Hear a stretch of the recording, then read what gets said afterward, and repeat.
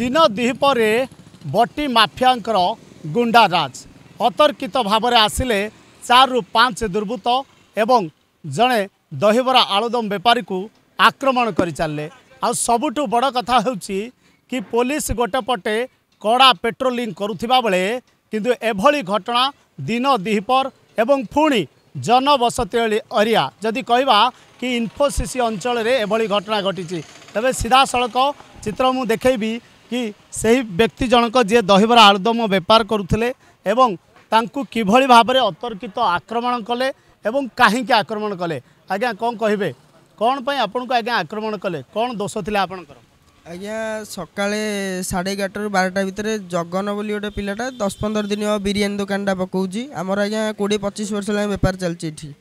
अच्छा सी कहला तुम मत पैसा दब सी आगुरी भी 2-4 थर कहला आम कहलु पैसा आम तो दबुनी कहीं आम लोकाल लोक कलारंग आम घर आज्ञा मुझे कहली कलारंग आम घर आम कहीं ते पैसा दबु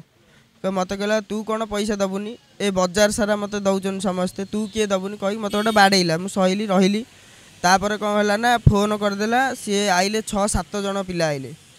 आइले तो गाड़ी ओह्लैले मत कहले यही टोका कहीकि बाड़ेले किसी कथा नहीं आज्ञा अचानक तापर बाड़ेले आज बेपार पैसा ही 5-7 हजार छड़े नहीं आज्ञा आज्ञा आदाय कर लोक से पाखापाखि केते लोक अच्छा जो मैंने चांदा दौरान चांदा दौन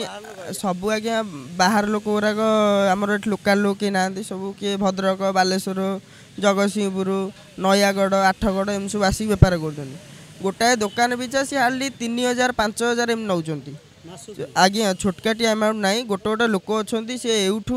लक्षे टंका भाया नहीं जाऊँच भड़ा आकार में किसी काम आपंकर आज्ञा विभिन्न जगार दाग लगी ये पूरा देखुवी चित्र किभली भाव में जन को पूरा यही जगह गुड़ी को आप देखिपे किभली भाव में से आक्रमण कर लहू लुहाण भी कर सबुठु बड़ कथा हूँ कि जनक पिछा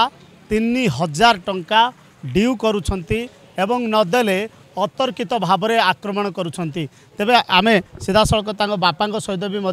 आलोचना करवा। आज्ञा अनेक वर्ष धरिक आप दुकान कर 25 वर्ष बेपार कहीं नथिले ना मसक भितर ए दंगारा सब चलछि आगुर किछि नथिला आगुर केही नथिले ना एबे एमाने को अंचल लोक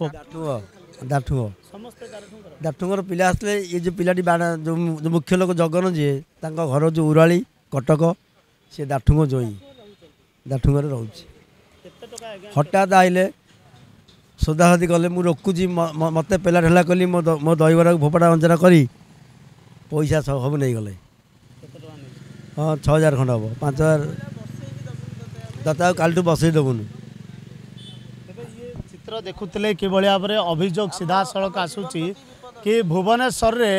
एभली माफिया माने बटी आदाय करती एवं गोटे दुकान रु 3,000 टंकार ऊर्ध भी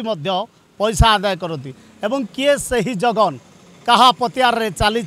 इन्फोसिस अंचल रे बटी आदाय कहीं नहीं पुलिस को भय ये सबुठु बड़ कथा एवं जीवन रु मारिदेवाई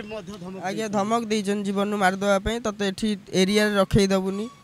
कहले बेपार करई दबुनी आज्ञा आम तो कौन करूँ पेट पाटना आसु आज्ञा देखुले ये सही घटना जहाँ कहते एवं सबुठु बड़ कथा होची पुलिस जेतबले सिक्योर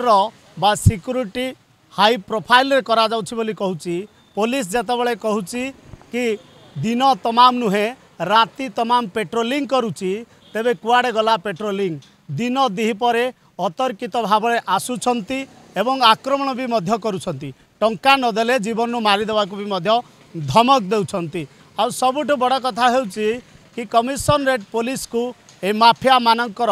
कड़ा चेतावनी भी मध्य एवं कमिशनरेट पुलिस को ए माफिया मानकर